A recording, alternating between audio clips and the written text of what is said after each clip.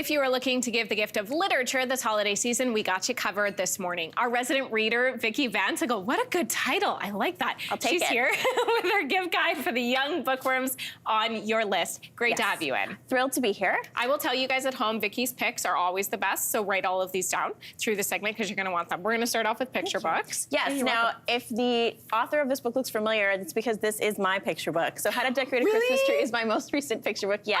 Ah! I worked with an amazing illustrator named Miki Sato, and all of her artwork is handmade. So it's done with all sorts of interesting things like popsicle sticks and paper that people will recognize, but it's all about the traditions of decorating a tree.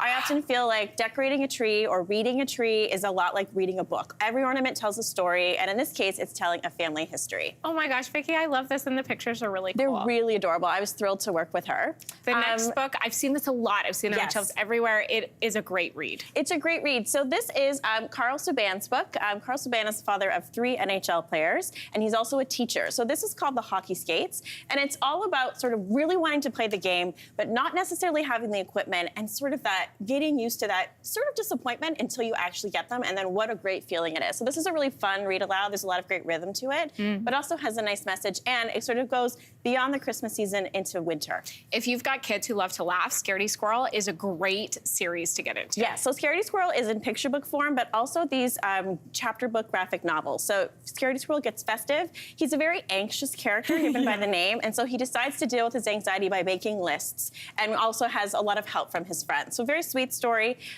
really, really great illustrations, very funny. There's something you can see every time you read it. There's a new joke that you pick up on, which I love. Nice. What else do we have? So we also have 8 Tiny Reindeer. This is a graphic novel that's set up almost like an advent calendar. So every day is a different chapter, and it's based on a podcast of the same name. So it's very fun. It's about 2 elves who try to save Christmas from an evil tech baron. So it's got a real modern sensibility to it, but really fun. The next one is The Secret of Ravens. This is a fantasy story about twins who live in a magic world, who if you capture these ravens, you get money, and they're very poor, and they're trying to sort of figure out how to game the system, and of course, it's very dangerous. There's a bit of a twist on the end.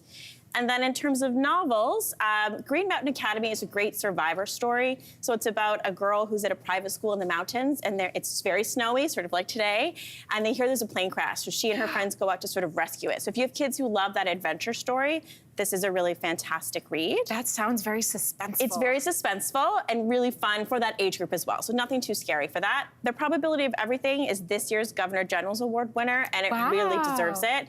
It starts off about a girl named Kemi, and she has found out that the world may end. There's an asteroid coming in 4 days. And so what she decides to do is create a time capsule of things that are important to her and her family. But as the story goes on, you realize there's something else going on, and it's not exactly the asteroid that is the end of the world for her. So this is a big story about grief. It's a really important story about what's going on in the world right now, and I just loved her and her family. I kind of want to read it. I think actually adults would love it as well. Yeah. I mean, I know that I'm a person who reads kids' books regularly, but even if you aren't, The Probability of Everything is just such a satisfying and unforgettable read.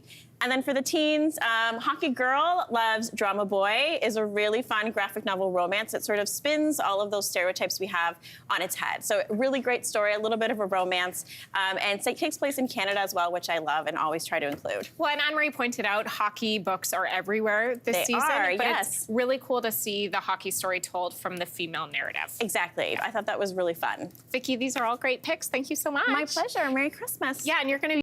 Hey, thanks for watching. If you liked this, be sure to subscribe here, or you can check out more Your Morning videos right here.